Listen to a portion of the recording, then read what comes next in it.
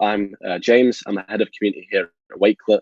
That's my Twitter there if you want to go and give me a follow. Ask any questions, reach out anytime.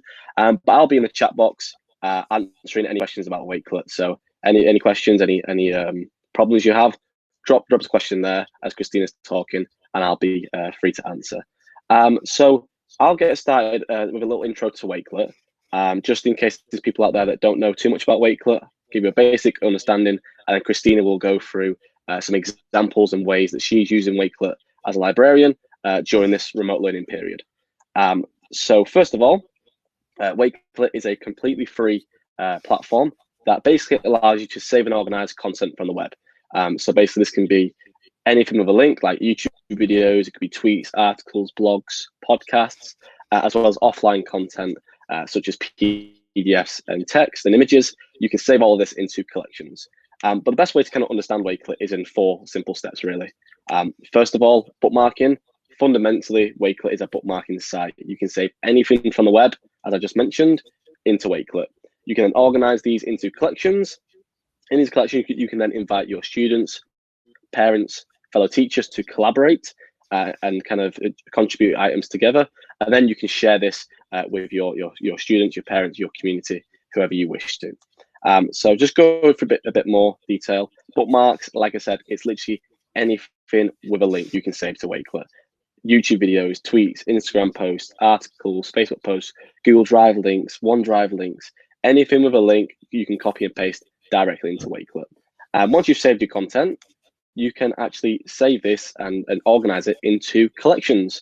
So collections are full of bookmarks, and then you can also add your own text, PDFs, and images to turn your collection into a story. So curation is our key thing, and bringing content together is what we're proud of, but we're also extra proud of being able to turn that content and that story into and that collection into stories. So adding context with text and images and PDFs in between that content.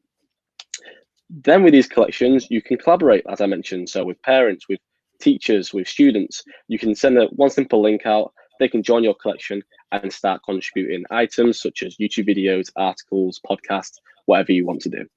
And then finally, once you've created your collection, you can share this with your students, with your teachers, and so on. So via like Google Classrooms, you can share via Teams, and so much more. And then finally, you can also do a lot more with Wakelet. You can copy collections, you can embed them onto your LMS, onto your website or blog. And we also have amazing integrations with all of these wonderful partners here, such as Buncee and Teams. Flipgrid, you can record video directly into your Wakelet collection. Immersive Reader, you can bring the text in a collection and the articles in a collection to life by translating them, and a whole host of other immersive skills. So, and then finally, with Wakelet, you can do many things with it. So we basically just allow you to kind of pull all this content together in one place into a collection. What you do with that is completely up to you. So here are examples of people using it for research, portfolios, classroom newsletters. But this is just a kind of high level view, and I'll kind of let Christina go over the way that she's using Wakelet for librarians, and also during this remote learning time. So, Christina, over to you. Great. So I'm just going to press presentation, correct? Right? Oh, no, click screen sharing. Screen sharing, there we go. Screen share, open in browser. We're all learning something new today. Okay. So let me know if you see this right now. 10 awesome ways to use Wakelet in school libraries. Okay, so this is actually a blog that I wrote last year, and it is 10 awesome ways for using Wakelet in school libraries. We're going to talk today about 5 of them, but if you'd like, maybe James, you could type this link and throw it into the chat. If you would like to look at all 10 of them on your own, be my guest. But we're going to go over 5 of them today. Also, these are the 5 that we're going to be doing. We're going to be doing reading journals, newsletters, resource lists, add to bibliographies, and group projects. All right, so this is my little cheat sheet here. So let's go back here, and my favorite one is using it for reading logs. So you're looking at my collections right now, and I'm going to go down and find mine on reading. In fact, let me just search my collections. Digital reading journals. So when you get this link, when James puts it into the chat, you can press copy, and you can actually copy this and use it for your own students. So I gave a very simple little description here. Sign up for a free account, create a collection, choose the cover. This is the cover. Here are the background images. Give it a name. I call it Digital Reading Journals, and save it. So, as a student, I love reading, but I did not like those weekly book reports, or those biweekly book reports where you had to write, who was it about, and what was the setting, and things like that. That's kind of boring. So the digital reading journals, you can add anything that you like. So I'm giving students ideas. So not just, let's say they're reading a book, The Giver, my favorite book by Lois Lowry. So they can read the book, but they can also find photos that go with the book, or videos, or songs, or TED Talks, podcasts, anything that they think goes with the book. So it's a very rich digital learning tool. This reading journal could be a lot different than just writing on a piece of paper or in a Google Doc, what you think about the book. You can also add things to it. If you're using any one of these tools, even other tools, you can put the link to your digital tool. So let's say you created a Canva or a CopeSpace. You use it for coding. You can take whatever projects you make and put that into your collection. I also put in here suggested writing prompts, because sometimes you do want kids to write. So here are some suggested writing prompts, and I put that in the collection because sometimes we have, we started to think, what can we write about? What can we talk about? And here are some responses and some ideas. So I really like this. It's a very simple template. You can make it your own. The kids love being able to create anything that they like. I had a student once who played the guitar. So she wanted to play the guitar in her Wakelet. So what she did was she actually took a Flipgrid video of herself. So if I go in here to edit collection, you can see that I can add here a URL. I could add text, which is exactly what I did here. A YouTube video. So you could put like an author reading, talking about the book. Tweets. If you have older students, you could put in tweets. Bookmarks are things that you've already put in your Wakelet collection, so you could use them over again. Images, PDFs from Google Drive, OneDrive, and the the Flipgrid video. So if the kids make something in WeVideo or some other digital tool, you can just have them put it in their Google Drive and then put the link here, or they can use the link from WeVideo. So it's really nice to put everything in together. It's a multimedia reading journal, not just writing an essay. So I don't know if the Flipgrid is actually going to work because we're recording right now. Oh, it did. So I can actually record my reflection about the story that I'm reading. So it's great for kids who maybe have problems, typing, or kids who it slows them down. They can actually record their reflection.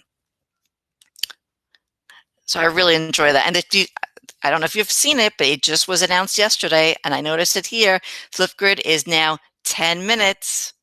Just putting it out there, Flipgrid is 10 minutes. So they really can talk about, really get into what they want to talk about. So again, anything that you want to do, you just put it right in, and then you press publish and exit. So this link, when James shares it with you, you'll be able to press copy, and you'll be able to put it in your own collection, and then you could share it out with your students. So you can use this template all you want. I really want to show you the power of this digital reading journal for special education students and English language learners. So if you press this immersive reader button right here, it will read the text that you had. So I don't know if you're going to hear this right now. Press this button. So if you don't hear that, you can just try out my my Wakelet collection. You could look at that. It's really great for kids who need to increase spacing, to look at different fonts and colors. It's also wonderful for learning at parts of speech and grammar, and also your English language learners. So kids can actually click and learn about, you could make one of these and have the kids learn, but kids can also write in their native language. So if you have children who've just moved to your country, they could choose their language and then type in the language. And then when you read their logs, you can translate it into whatever language that you speak. So I really love digital reading logs. I think that's really important, especially now kids are reading, but they want to interact. So that's my first one, is digital reading logs. The second one is newsletters. So go back here and we'll go to newsletters. And I will type in newsletter. And you'll see here that I have one for our school library. And you can also copy this one. So if you have a library, you can copy this. You can change the background and this image if you like. But I'm giving you ideas here as well. See, they have the immersive reader again. I'm giving you ideas of topics that you might want to put in there. Once you copy this collection, you can move these around, you can delete them, and you could also add. But I tried to think of as many categories and subjects that you'd need. So it's welcome to our library, about the library, ask the librarian, if you had databases, announcements, anything that you'd like to add to your newsletter. You could have a welcome back to school newsletter. This, especially now, would be really nice for you to have, maybe make a weekly newsletter and send it out to your students and just give them some information. Right now we're getting a lot of information overload. I'm getting daily emails, daily texts. Maybe just having it in one newsletter for the week might be good, so kids can arrange their time and not be so stressed out and overloaded by the day by day. So again, all you have to do is press copy, and you can copy this collection into your own library, and you can change it however you like. The next one I'm going to show you are resource lists. So I'll show you two of my resource lists. So let's say the kids are doing a project. They're doing a project on whatever topic that you want to give them, and you really want to put them in one area where they're just using the resources that you're giving them. So I'll put in live webcams, and this is a collection that I used, and I share this out, and it's live webcams. You can use the QR code to access this, or you can get the link when James puts it in. This one is not, you can't copy this one because this only has 13 items, and but you could use whatever you like in here. So what I did was I have a computer screen outside in our hallway, and I started doing it in January, right around midterm time, and I would put on videos so the kids could watch videos as I was walking the hallway. And by far the most popular videos were pandas and puppies. And people came into my room I'd never met before. I've only been there for 2 years. And they came in, they were talking about their dogs and where they've traveled to, and it really opened up conversation. So I want to show you something else very interesting, where you see beta as a read mode, beta. So let's look at that. If the website has text on it that you can read, it will send it in immersive reader. Now this doesn't have much. This is the original, which has videos, and it really doesn't, the text has not been configured to be read by immersive reader. But if you have more text here, you could press immersive reader and we'll actually strip down articles and websites and take all of the unnecessary things out for kids so they could focus on what they're doing. So that's this resource collection that I made. Another resource collection that I made was QR codes. So I love QR codes. So I've been collecting tweets and ideas about using QR codes. Now with Wakelet, when you share it, you do have a QR code.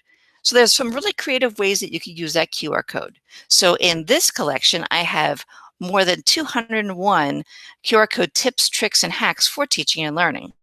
So if you go on here, You can see all of the crazy ideas and wonderful ideas that people have come up with using QR codes, using Wakelet for QR codes, Flipgrid, Buncee, anything that has a QR code. You can create some really interesting activities. So you can visit that as well. So again, creating resource lists for teachers, for students that you just want them to use certain resources, and especially for the younger kids, because if not, they'll just go all over Google and they'll look at sources that aren't really reputable. So it's really nice to create a collection for them. Parents and teachers really appreciate that. The next one are annotated bibliographies. So let me go back to my collections and I put in coronavirus because that's what most of us are discussing right now. So I found that it's much, much easier to do research using, to write down notes in the same format that you're researching. And for the most part, we're using websites and YouTube videos and tweets. There are no books written about the coronavirus yet. So everything is to the minute. It's right now. So let's say you're doing a project with students and they're doing a research project. You could have them complete an annotated bibliography. An annotated bibliography means that they're finding resources, but they're also putting in text. They're putting in information. Now notice how the view is different on this one. I have a source and I have text. Source and I have text. So what I've done is I have used a different viewing, a different mode. I use this one, the grid mode, so I can have it side by side, source and text. My last one, the QR code, was pretty scattered, and I like that one. That's the mood board. A regular view is the media view, and if you just want to see little thumbnails, that's a compact view. I thought the grid view was really good for this one because I could easily see the source and the child's comments. So you could have an annotated bibliography. A lot of librarians, our fear is that the kids worry so much about the product at the end, and the teachers really don't value as much the process. Here, the kids have to create an annotated bibliography and submit that before they even write the research paper. It's good for you because you can see which resources are reputable. You could see which ones aren't, and you could help the students while they're researching before they even write the research paper. And because Wakelet involves multimedia, I could put in videos, I could put in tweets, I could put in websites, I could put in BrainPop, I could put in any links here, and then on another box I can write what I think about that, give a short little summary. It's really good if you're going to college, you're a college student, or you're a teacher and you're going back to school and you're writing a dissertation for a PhD, to organize your research. It's a really good practice for us, so why not share it with our students as well? And the last one I'd like to show you is group projects. So in this one, I'm going to press publish and exit so I can get out of that.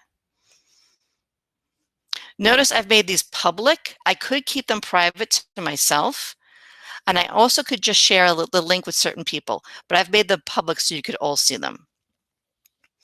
Okay, so this is loading right now. I'm just going to go to this link while that is still loading. Open link in new tab.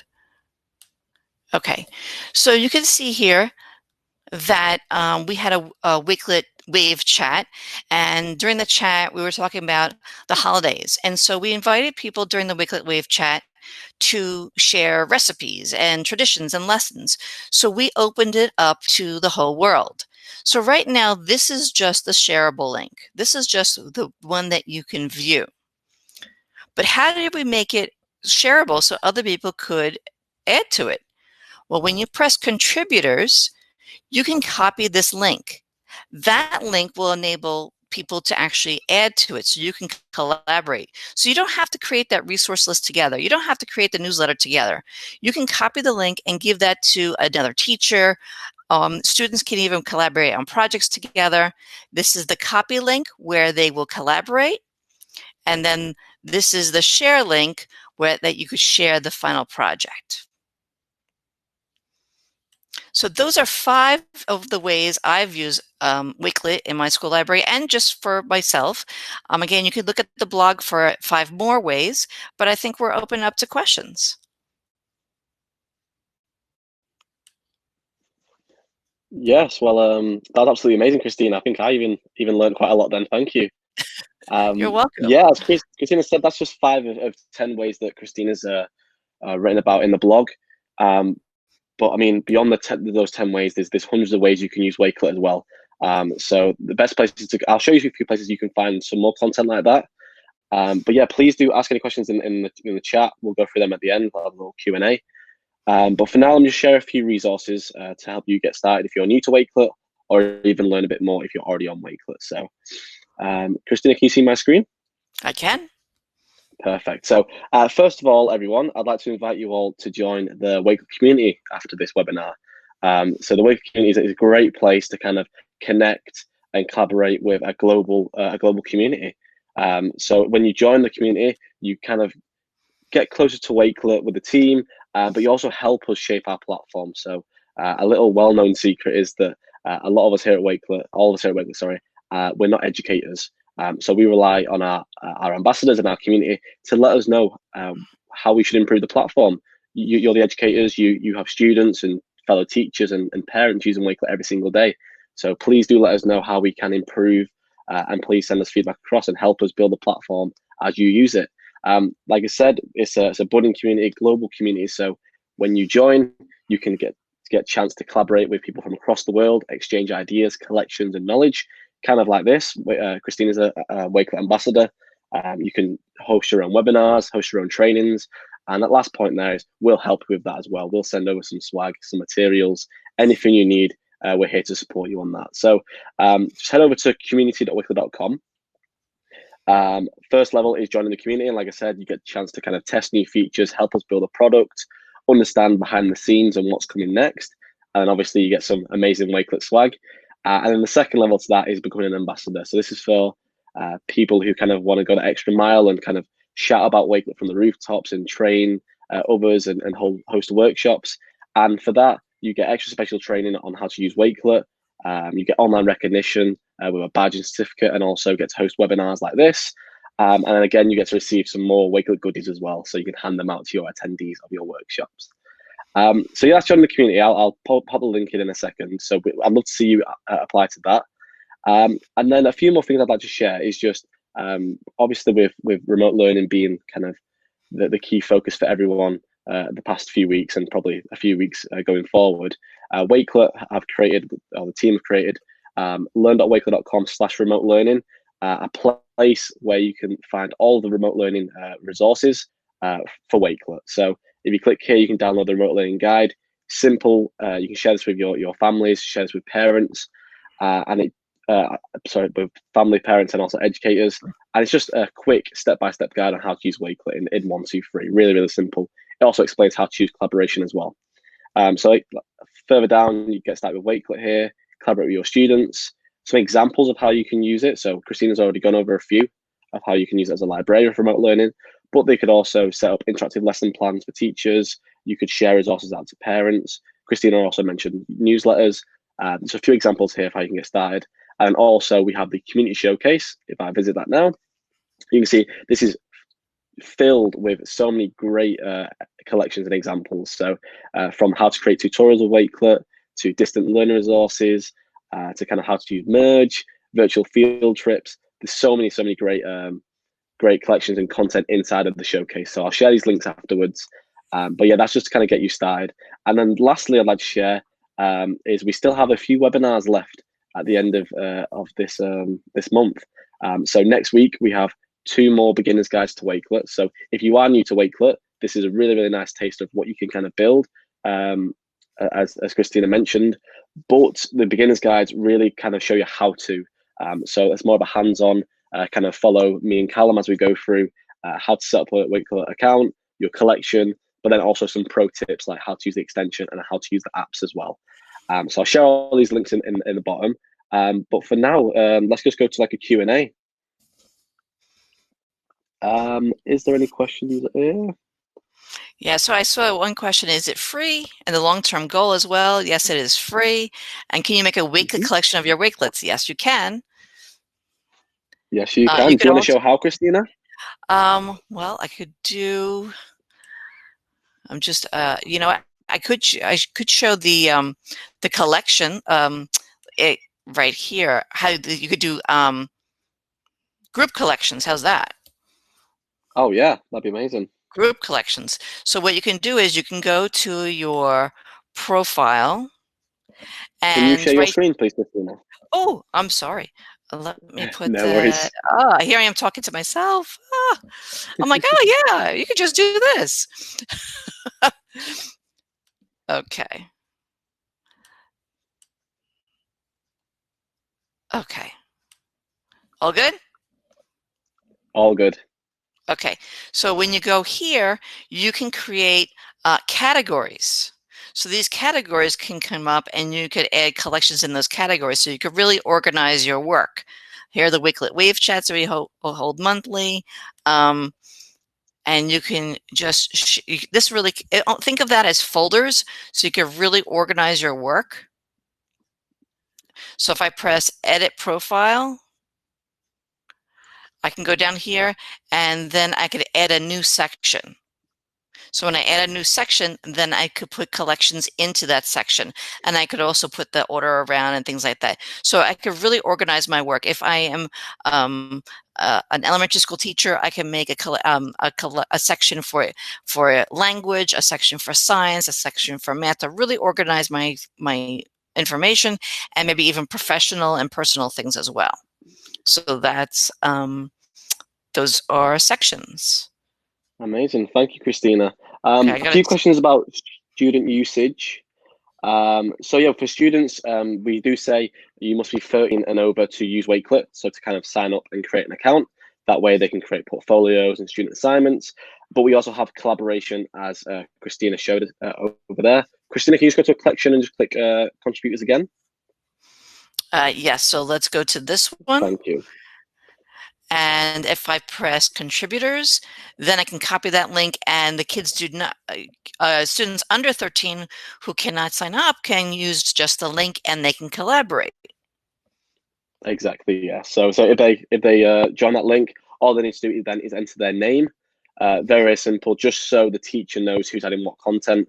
And also, once they join, they cannot edit anything. They can only add content. So they can't change anyone else's work or the collection itself with the images and the title, but they can add content. They can add YouTube videos, articles, blogs, podcasts. So it's brilliant for group research, as Christina mentioned, but you can also do, say, book reviews together. You can do a classroom discussion and add texting. It's really, again, the possibilities are endless. It's really up to you how you use it. But that's our policy on student usage. Right. I would strongly suggest what is good teaching in the classroom is good teaching online. Keep the group small, because this way every student is accountable for their work. Digital citizenship is the same as, manners in the classroom. Sometimes habits don't change and that child who's going to do something inappropriate in class might also be doing that digitally. That's a child, and that's the teachable moment where you can talk about digital citizenship is the same as manners in a classroom. Exactly. So yeah, so on that as well, with collaboration, you do, as the admin of the collection, you can remove content from the class if you deem it inappropriate. You can delete that straight away. You can edit as well. The students cannot, and you can also refresh the collaboration code as well. So if you want to kind of change it and kind of stop entries, you can do that as well. And then that just a thing that Laurie mentioned in the chat. Yeah, some people do always ask the question of, can students and parents view the collections without signing up to an account? Yes, yeah, you can view it. So if it's public or unlisted and you share that out, there's no need to create an account to kind of view that content and click around. You can do that as much as you want. I just stopped sharing it. Okay. No worries. Okay, so let me go back in here. So look, a few more questions. Any more questions, anyone? Yes, the webinar will be on YouTube after this. So give us around 24 hours to kind of edit it up and put it on YouTube, and we'll share that around to everyone who's joined today. So Josh has a question. Without the code, they can view, and they can also take that link and send it anywhere as long as it is public. But with the code, then they can edit. They can add to exactly. it. Mm-hmm. Yes, exactly what Christina said then. Okay, but is you there can anything else, Christina? You can make your collection private, link only, or totally public. So you decide how private you want to make your collections and who you're going to want to share them with. Exactly. And if you want to join and learn a bit more about Wakelet and how to do this yourself, we have an hour-long webinar next week. I've just shared the link in the chat. Go onto that and pick your date. There's one date left for the end of the month, and April will have fresh webinars as well. So keep an eye on the Wakelet blog. But the link I just sent there, look into that. There's 2 sessions going on next week on the 31st of March, and yeah, sign up there. Beginners guides to Wakelet, so you can really get a nice basic like intro to Wakelet, but then you can build yourself up to using the extension and the apps and stuff like that. I just threw it my website in there if you need to connect, if you have any ideas of how to use it for libraries. Again, this is just an overview of how to use it, but each of these ideas, you can modify it to use it with your classroom teachers.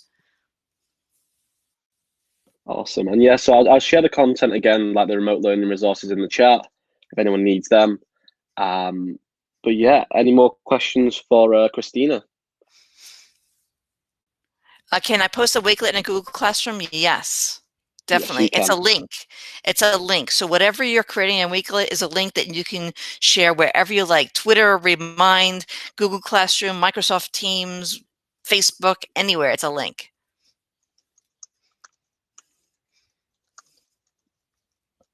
Yes, you could definitely embed them. You could also embed them in websites. So if you look at my website, you could see that I've had some embedded collections as well. So it's really nice. Amazing. What if we and have Elizabeth? Programs ahead, with Christina. school logins. Yeah, programs with school logins. If you have them share it, if you give them the share link, they don't need to log in. So they could just go in. They don't have an account. They just share the collection that you've, contribute to the collection that you've shared. And if you create a collection of resources for them to look at, again, they don't need to log in. You could just share that as a link. And will this chat be saved after? Yes. So I highly recommend you sign up for a beginner webinar to learn about it and try it out. Think of it as Pinterest. If you like Pinterest on steroids, because you can actually add your own text and describe, like you saw with my annotated bibliography, you could put in the links, the tweets, the YouTube videos, and then make comments and reflections. And when you use Flipgrid, you actually record your video directly into Wakelet. So it's really awesome. Any webinar about the ambassador program, I would reach out personally to Wakelet on Twitter or on Facebook and see if there's anything about the ambassador group and what's going on with that. And you're welcome.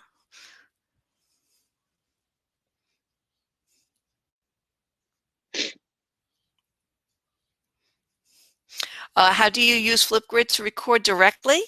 I could show you that. So let me do share screen. It's good? Okay. So I'm going to go into share screen. I'm going to go into my Wakelet collection. And let's say I'm going to go into, I'll go into this one, my QR code one. So I'm going to edit the collection. And then I'm going to, it's very simple. There's only one place. There's only one bar. It's a plus button. You press that. Here are your options. And I press Flipgrid video. And then I can press record and just say, I just love QR codes.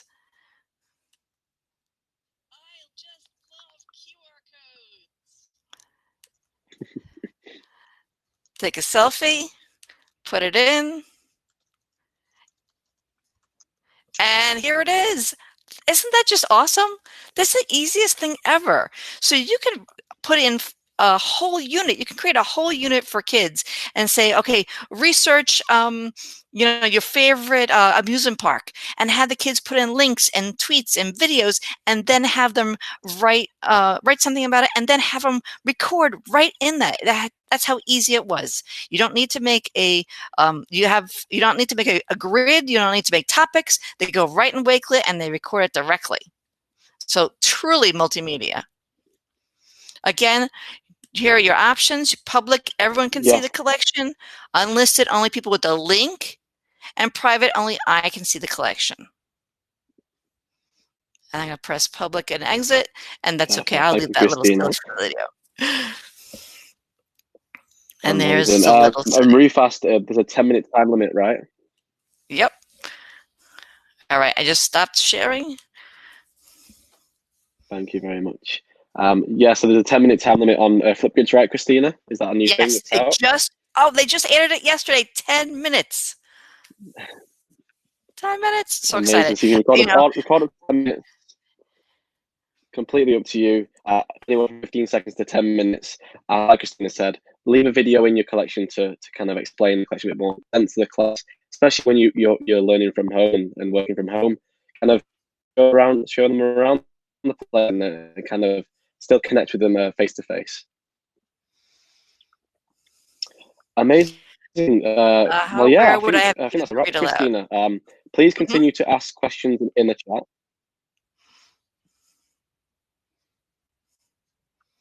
Was that Christina? Oh, no, I was just looking at the other question. So are we going to stop this now and then... Yes, so what we'll do, everyone, is we'll edit here, but we'll keep the chat open for another 10 minutes. So me and Christina will still be here behind the screen, answering any questions you have. But yeah, from me and Christina here, I just want to say a big thank you for joining.